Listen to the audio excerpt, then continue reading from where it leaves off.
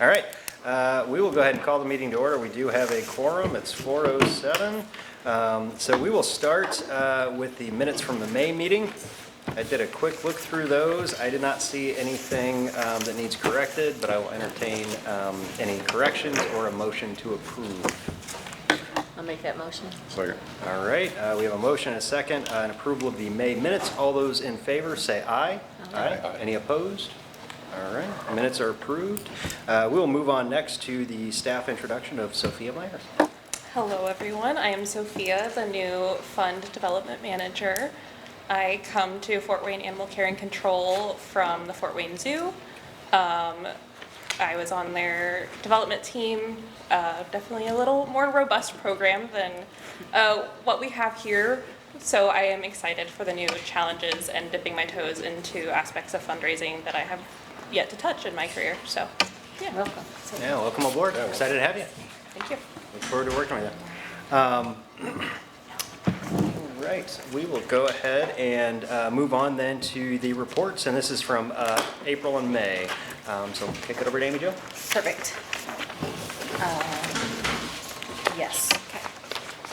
Okay, so we'll go over the month of April first when we're looking at our normal statistics of intake outcome, as well as our enforcement division and permits and administration topics. If you look at 25 compared to 24 for our cat and dog and total domestic intake, we were up slightly by 4% of 958 animals compared to 2024's 922. Our total intakes was up by 2%, which was 1,027 animals compared to 1,004. So that includes, of course, wildlife, any maybe deceased animals, also all live intakes that came into the shelter the month of April. When we're looking at animal outcomes, which is the next section, our animal adoptions, rescue, transfers, and community cats, our outcome was 417 animals compared to last year's 357. So we had a total of a 17% increase for our live outcomes. Our return to owners, we literally returned 2 less animals to owners. That could be anything from them deciding not to claim or not knowing the animal was here, even though we post them all online, etc. There's a variety, a myriad of reasons as to why people don't claim their pets. Our shelter euthanasia was up for both canine and feline, around the 20 to 22% for both, which it's not uncommon, especially this time of year. Not everyone can handle that volume. Our adoption floor can't handle the volume, and neither can our shelter and rescue partners. You look at our our animals currently in foster, it was actually down in the month of April. Don't worry, we caught up. So we had 141 in foster for the month of April for 2025 compared to last year's 217. So that was a drop of 54%. But again, we have definitely caught up, which you'll see in the next coming months. Enforcement division, our activities were down by about 5%. Our bite cases did actually show an increase of 27% overall. We had 147 cases in the month of April compared to last year's 107. That was the first time we've seen an increase, at least this year. Tickets issued, we had 249 compared to last year's 176. I did want to draw your attention to your state cases. We submitted 5 to the prosecutor's office, and again, that's for misdemeanor and felony charges compared to civil ordinances. Last year we submitted 2. And then of course, the fun part of these reports is your overall balance. It's up by 34%, still holding at $1,245,151. So when we shoot over to May, our overall domestic intake was up by about 9%. We had 1,075 domestic animals come through the door compared to last year's 985. Our overall intake was up by about 4.3% with 1,189 animals compared to last year's 1,140. Our animal outcomes, adoptions, rescue, and community cats, we had 426 compared to last year's 415, which was up by about 3%. We did see another dip in our return to owners. Our shelter euthanasia was actually down for cats for the month of May. Dogs was still up by 29%. Animals in foster, we almost caught up to last year's number. We had 214 this year compared to last year's 222. This morning's stats actually showed that as of yesterday, we had 211 in foster. So with another 269 currently in our care. So fun fact. Activities down by 7%. Bite cases, we did see a decrease. So I'm glad that May also didn't show any increase, but it was 123 bite cases compared to 160 last year. Again, drawing your attention to our state cases submitted, we had 8 that went to the prosecutor's office compared to last year's 2. And then again, your balance of your animal care fund is $1,227,710, and that was at the end of May. Question on bite cases. Is Yeah. there any sort of like seasonal pattern to that at all? or- Right now would be the time Okay. of year where you're gonna see an increase. A lot more people are outside in general? Yep, Okay. absolutely. Okay. Plus, you have a lot more behavior concerns when it comes to animals basically being overstimulated, things of that nature. Sure. Think about your fireworks, think Yep. about, the heat, all of those factors. So children and humans improperly reading signs Sure. is what Okay, is gonna see the escalation. cool. Thanks. All right, any questions, comments on that piece of the report? If not, we'll move on to education and marketing. Okay. I added in the donation information, which normally you will do, but, so for the education side, I have papers for you guys too.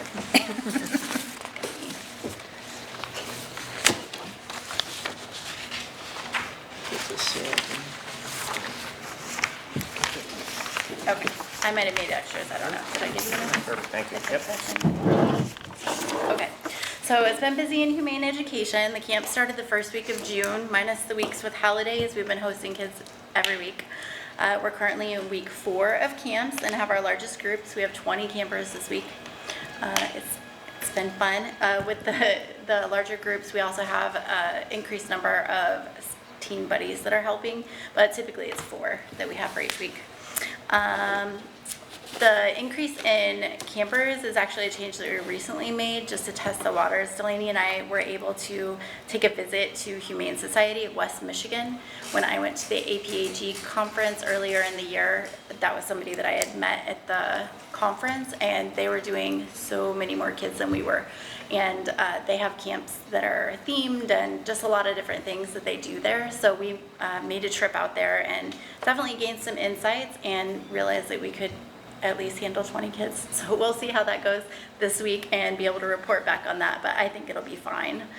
Either way, we're gonna have a lot of things that we can grow with for next year.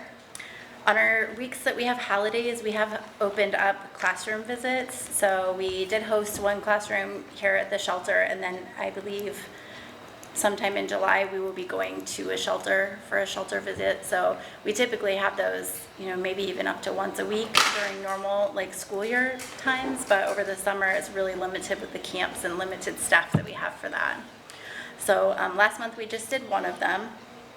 At the end of the month, we're going to be doing our first ever extreme camp, which is also new for humane education. So we limited the number of kids.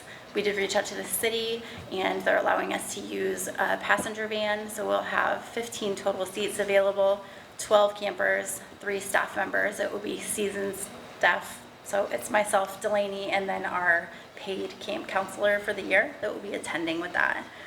So we'll each be monitoring 4 kids and going on field trips. It should be loads of fun.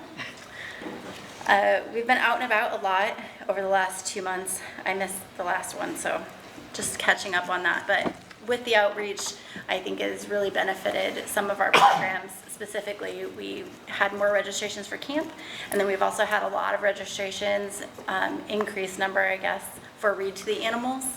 We did change the age for that. It used to be 6 to 12 years old for the majority, with just 1 day a month that we did for adults.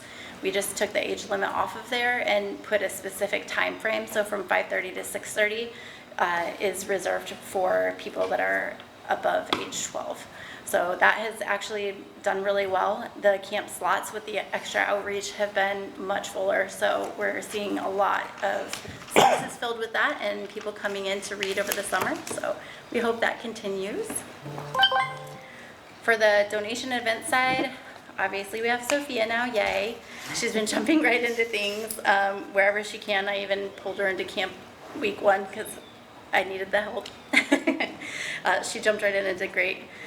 We're finalizing the registration for Halloween, and Sophia is going to be helping work on the actual website as far as registrations and things, so that's not complete yet, but we do have that beginning. And she has already started reaching out to our past sponsors for Halloween and seeing if anybody is interested in renewing their sponsorship, which we heard from Knives, and they said that they were interested in upping their sponsorship, maybe to the presenting sponsor level, so we're working with them, so yay, Sophia. If you don't already have the date for that, it's October 18th from 10:30 a.m. to 1:30 p.m. and we are continuing it at Promenade Park. For the Bloomerang numbers, I just pulled what we have in our sheet. Unfortunately, she sent it out before I had it updated. But so our numbers, direct mail revenue was $5,575 with an expense of $6,551. So I know that that is less, but we're paying for the advertising, the mailer that's going out next month, this month. So nothing was sent out last month, and that is obviously showing here. For the donations that we did receive, Fund 437 we received $9,214.29. For Fund 438, $6,550.18 for a total of $15,764.47. We had 25 new donors and 64 recurring donors in June. If you guys remember right, we were previously adding in information about a donor e-newsletter, which we have combined and are now just sending donor information or spotlights in our regular e-newsletter. We had received some complaints that people were getting too many emails and they were going out within the same week, and so we just combined those. Maybe at a future date we'll add something like twice a year or quarterly, but for now we're just leaving those together. And we have added a section to our regular newsletter that says in honor and memory of, so that we are acknowledging those type of gifts. And that is all that I have. Oh, no, it's not. Sorry, I was kidding. Should I do this now? Or Oh, do you think? Or at the end? Yes, because I did not add that to the agenda, so Okay. I'll put that into yours. So I do have one thing that I would like you guys to consider for funding for our team, mainly Sophia, but also for myself. We have a program called Bloomerang that we use for our donations. However, our previous fund development manager, I would say, wasn't super strong in it to begin with.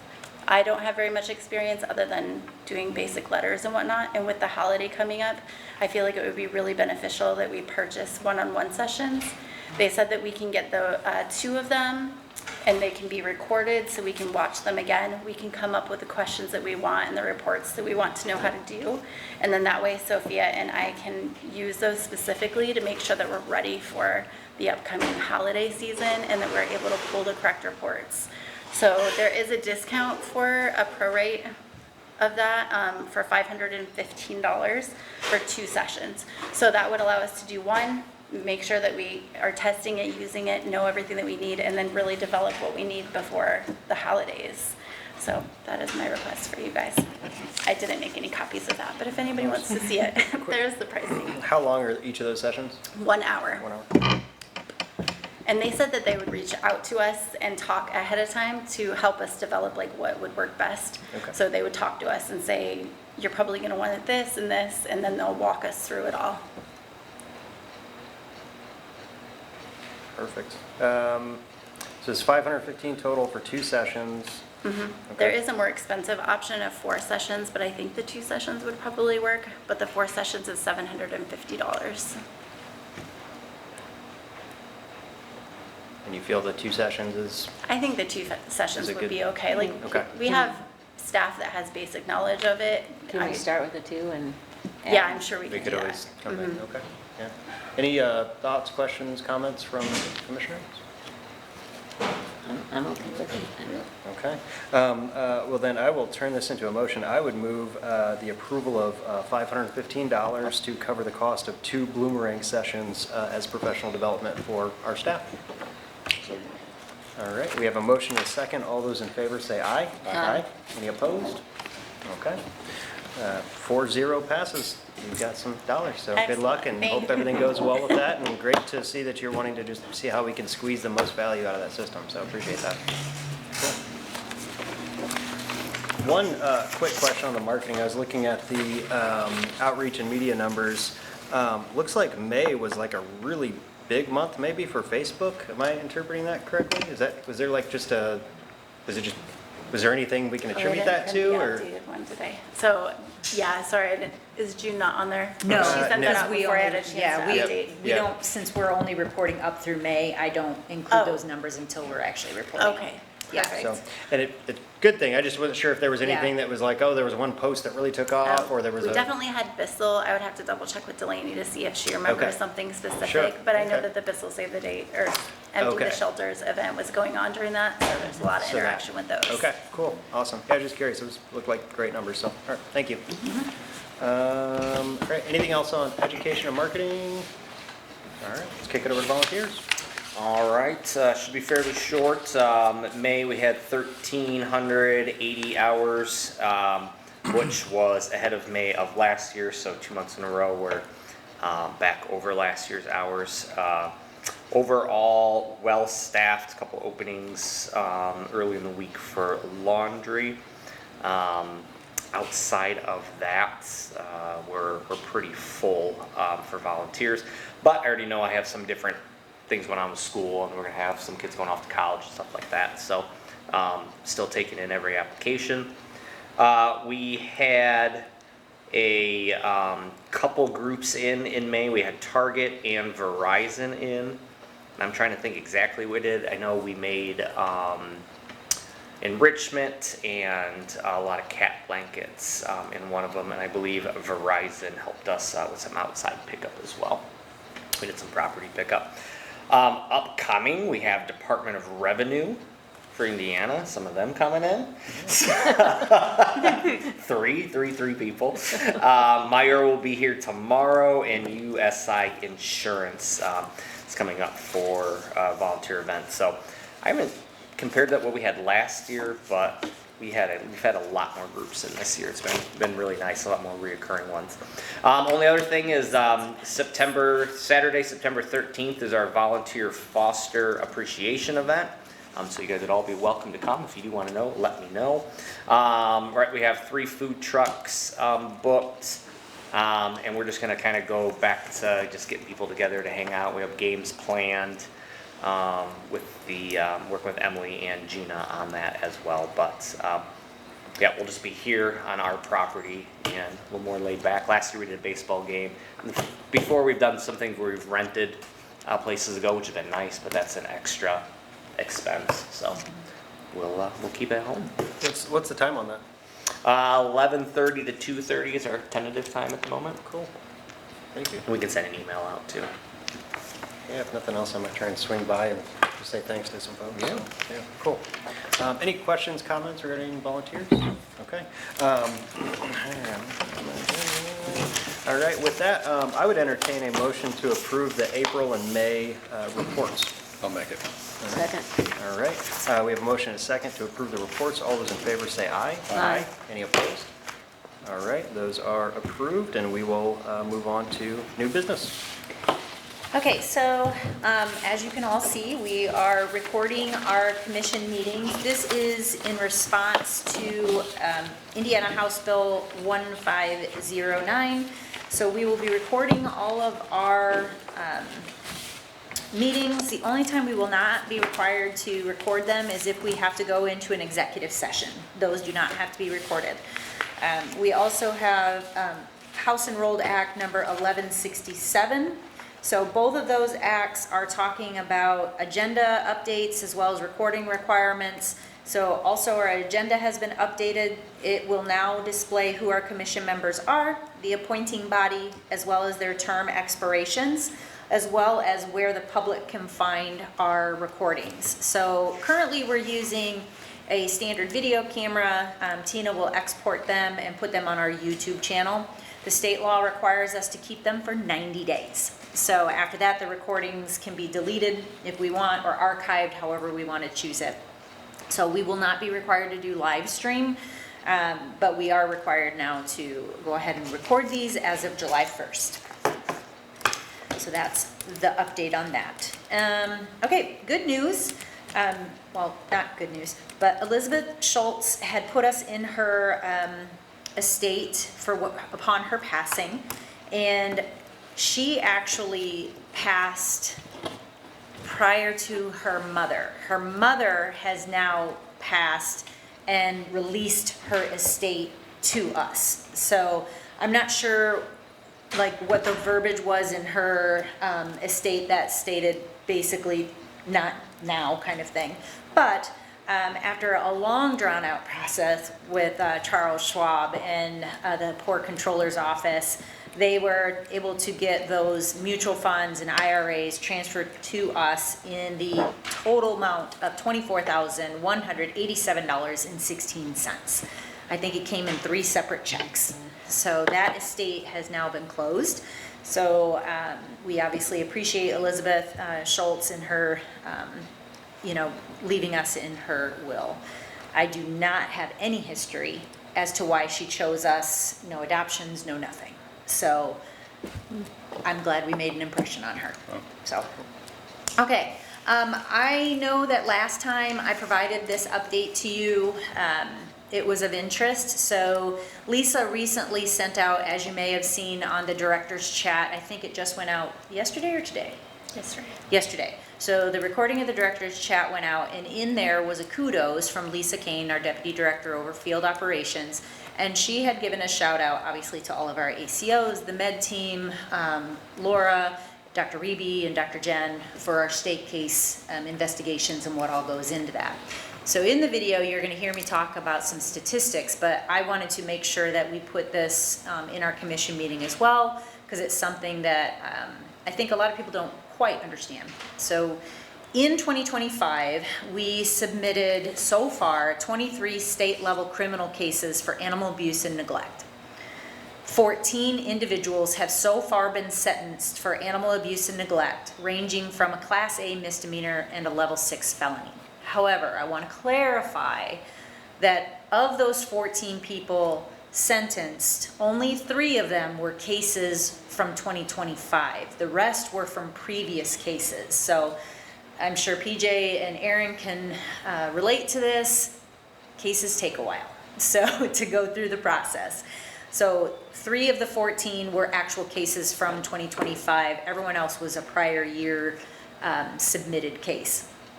16 cases are currently being prepared to submit to the prosecutor's office. And as of June 13th, 10 cases are actively being investigated. I know we've picked up more since then. So as a comparison, I wanted to kind of give you an idea of how many we've submitted to the prosecutor compared to how many have actually been sentenced so far.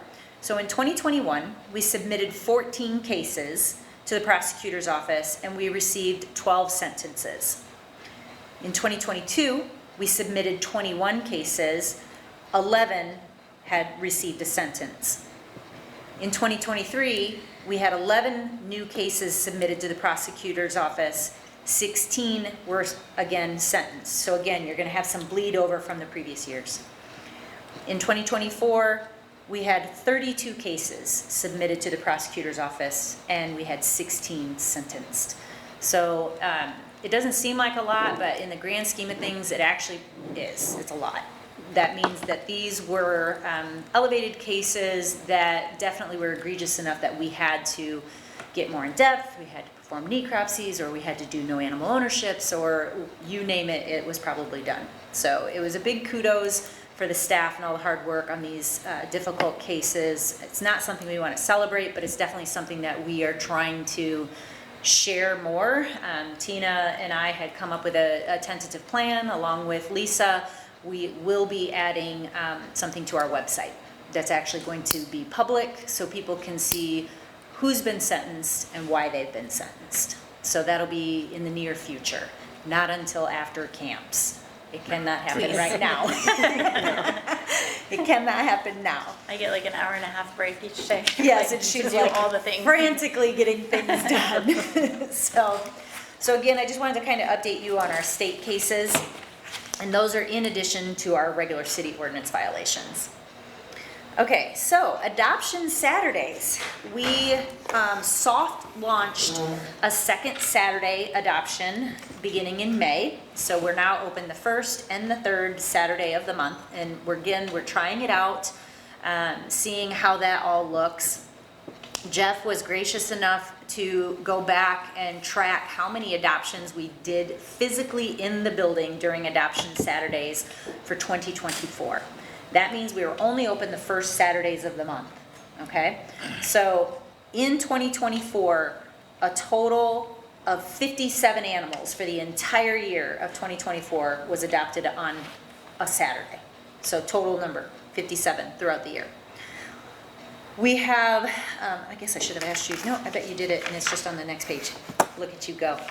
So far, now mind you, we only added the second Saturday, or I should say the third Saturday, that sounds weird. The first and third Saturday. So beginning in May, we added an additional Saturday adoption event. So we've only had 2 so far. To date, we're at 35 animals. So if things go well, we should see a slight increase. It's not huge numbers. We're still doing way more off-site and we're still doing way more in-house during the week, but we're trying, right? So it is something. I can't say if this is going to be a consistent thing. I know it's going to come up at the table for budget season. I've already been advised. So I need to come up, or I don't need to come up. I'm going to actually formulate the calculations of what it costs us to be open on Saturdays.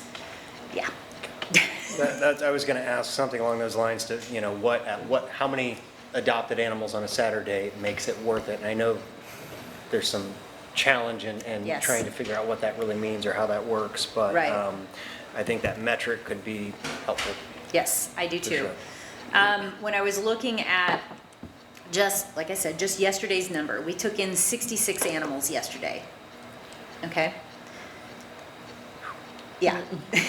And another piece that may be helpful, so that's, in 2024, was 57 animals adopted on Saturdays from this specific site. Yep. I guess I'd be curious to see, and I think it could be helpful information to put that into the context of adoptions offset, like the full Yes. picture, because if we're seeing that offsite adoptions are just far and away dramatically much higher, then that tells the story that really we need to leverage those partnerships and continue focusing Right. on that. Fair, right? Yeah. So, yeah, any information on that, I'd be curious to take a look at, and I think that could help give a full picture. Yes, and that's my goal, is to kind of show what we do in-house during the week and what we do on the weekends and then what we do off-site. You know, obviously Black Forest Cat Cafe is one of our higher. Sure. And I believe one of our PetSmarts is still pretty high. Yeah, Jefferson. Jefferson, yeah. It was Lima Road. We all know that. And that was huge hit when they revamped their store. So we no longer have that position. But we picked up Petco, we picked up Chowhound, and we picked up, who else did we pick up? We picked up one more, and now I'm not, maybe not. I think that was it. I think those 2. But it still won't be over 200. So, but no, it's gonna be a quick story that I'm gonna have to share at council, because you only have so much time. But I know it's a topic of conversation. But I at least kind of wanted to let you know that as of right now, that the numbers are trending, that we'll at least hit what we did last year, being open 1 Saturday a month. So, but it's the dollar amount that I worry about.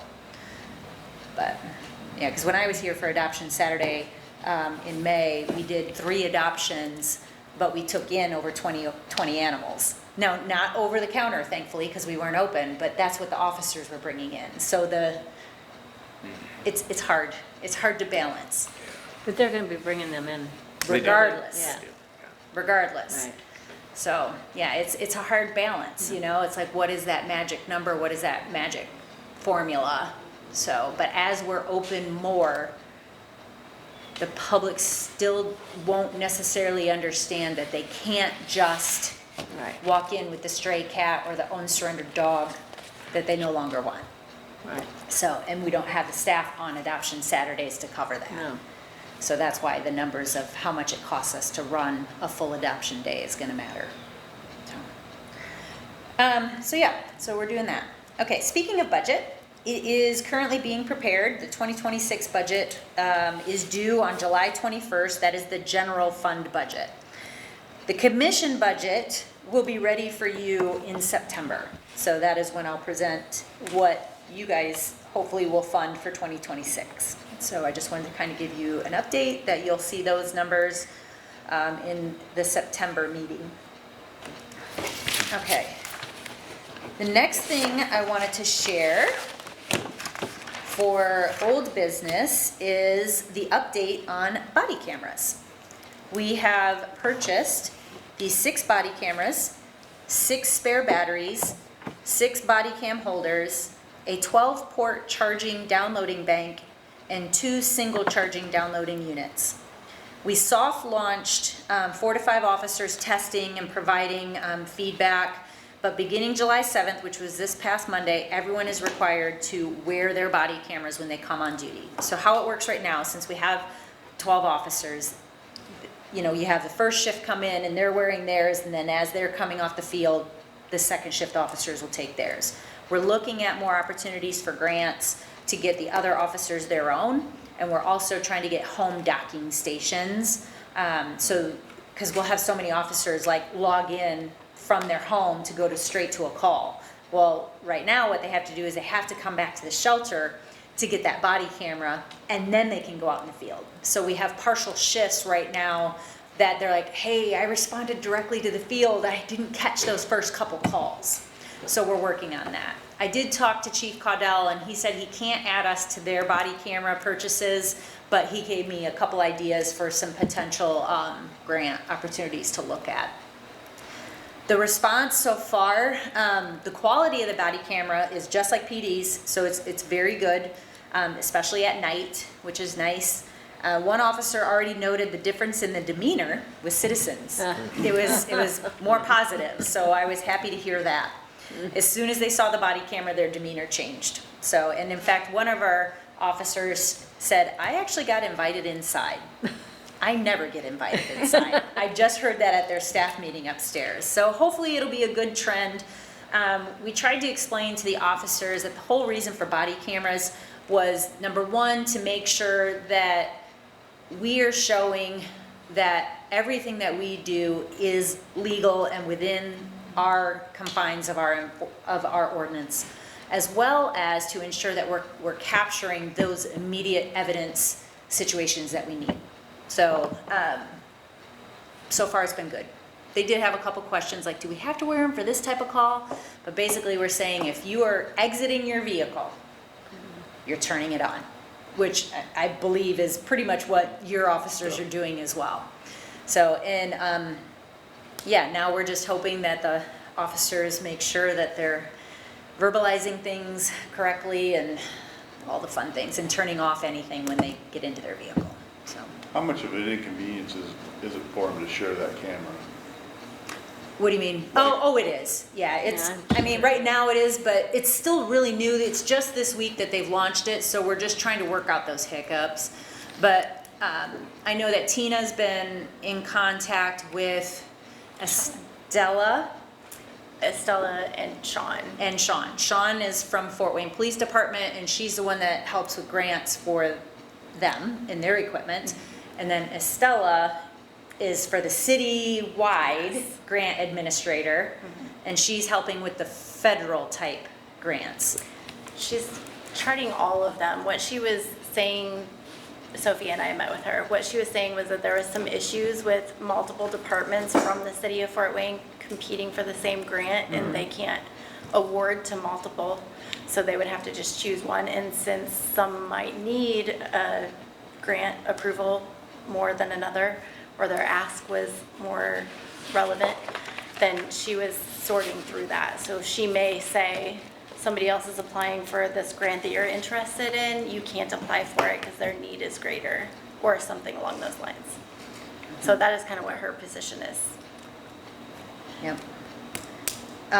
We also have been working with Resultant for backing up our body cam footage, and they said that at least for now, we're keeping the footage for a year unless we're actually pursuing a state case. That particular footage will be kept until that case is adjudicated. So it's all kind of still in the works. But yeah, as of right now, we haven't had much pushback other than what happens when I'm clocking in from home kind of thing. So we're navigating it, you know, so. Yeah, and I'd be curious, I don't know, yeah, I mean, I could see where that would pose some challenges. You hate to have dead time where someone could be responding to something, but they have to make a trip here first and all of that. So, yeah, I'd be curious to maybe get an update as all of this progresses, and if you hear anything more about grant opportunities, because if it is something where we need to look at maybe getting some more, figuring out what that looks like, I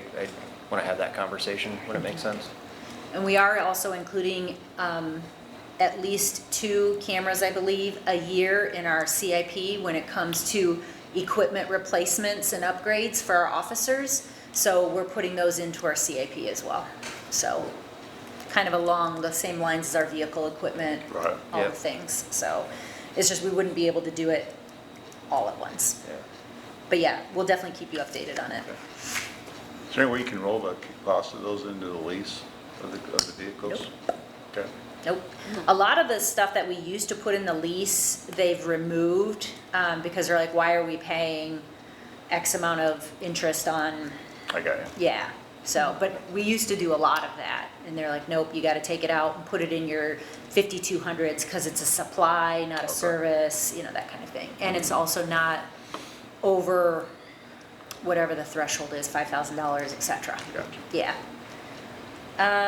Okay, and then the last thing that I always like to update you guys on is we are currently hiring for an animal care specialist and of course the part-time vet. However, I was just informed that the city apparently has hired a recruiter to help departments find the right people for various positions. If any of you know Kumar Menon, he is over city utilities and he is honestly the scapegoat for a lot of things. And he actually praised this person. He was able to fill 40 intern positions in the matter of a couple weeks. City Utilities uses a lot of interns over the summer, and all of his positions were filled thanks to this recruiter. So he put it out there now that we should be using this person. So I contacted her yesterday and said, hey, we've got a part-time vet position that's been open forever. I know it doesn't pay well, but can you find someone? So we'll see what we can do. But I was excited to see that we had another opportunity potentially to get that out there. But that's all I have for the greater good of things. Any questions, comments, thoughts from the rest of the commission? All right, if not, I would entertain a motion to adjourn. Make that motion. Second.